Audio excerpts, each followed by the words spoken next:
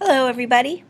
In this screencast we're going to be talking about the endings and translations for the pluperfect and future perfect tenses.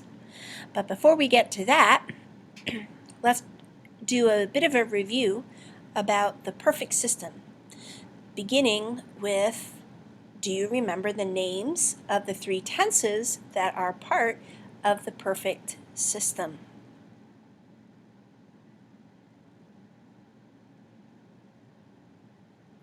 You should be thinking or saying perfect, pluperfect, and future perfect tense. Those are the three tenses that make up the perfect system.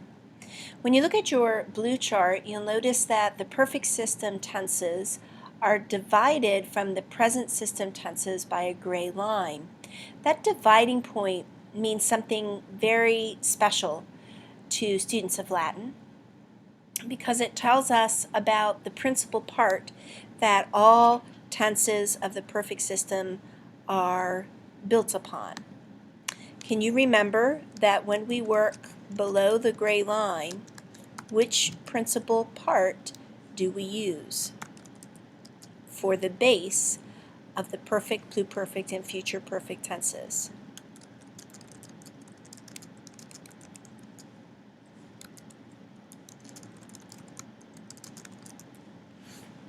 Did you say third principal part? Hopefully you did, because that's really key to being able to discern when we're looking at a perfect, pluperfect, or future perfect tense verb in a sentence versus a present, imperfect, or future tense verb. The base and the endings together will, from this point forward, help us to understand what tense it is that we are dealing with. In the previous video, we looked at excuse me, we looked at the perfect tense endings, isti, it, imus, istis, and erunt, and we learned that they can be translated by using the simple past tense form of the verb, or has or have plus the verb. And I think I failed to tell you yesterday that you can also use the translation did with the verb. So we can say did verb. The pluperfect and future perfect tense endings are actually recycled from something else that we learned earlier in Latin class, and they're recycled from the irregular verb to be. The pluperfect tense endings look identical to the imperfect tense endings of the verb to be. So we have eram, eras, erat, eramus, eratis, and erant,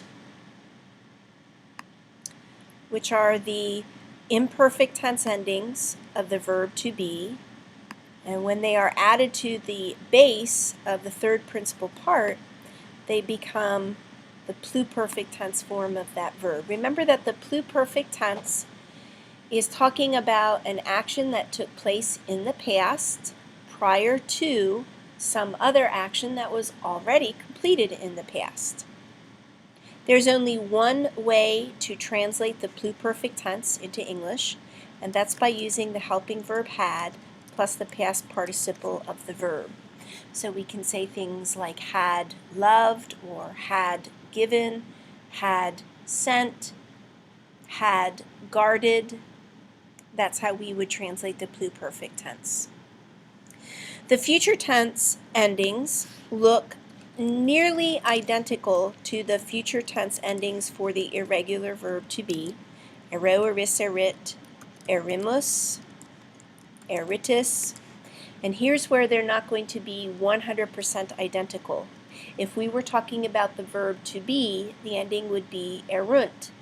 But when we're talking about the future perfect tense, the ending is erint. The translation for the future perfect tense has two helping verbs, one to show that it is in the future, which is will, and the other helping verb to show that it is in the perfect tense, have. So will have verbed. You can also say shall have verbed when the subject is I or we. So you will find verbs being translated, if you will have given, or if she will have loved. We'll get the translation for the future perfect tense. Those are the endings for all three tenses: perfect, pluperfect, and future perfect tenses. At this point, you should now go to the flashcards located in the Moodle module, and you should practice the endings until you can reproduce them without really thinking too much about it. And when you feel that you have mastered the endings and know what tense they go with, then you can go on to the next screencast, which will be how to conjugate verbs in the perfect, pluperfect, and future perfect tense.